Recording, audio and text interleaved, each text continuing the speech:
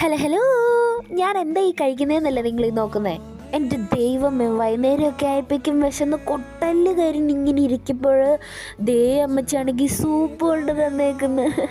എന്നിട്ട് സൂപ്പിൻ്റെ അകത്ത് ഇത് എനിക്ക് തോന്നുന്നു മുതിരയാണ്. മുതിരയും കിഴങ്ങും ക്യാരറ്റും പിന്നെ ബീഫാന്ന് തോന്നുന്നു കേട്ടോ. ബീഫിൻ്റെ സൂപ്പ് കഴിച്ചപ്പോൾ അടിപൊളി ടേസ്റ്റായിരുന്നു.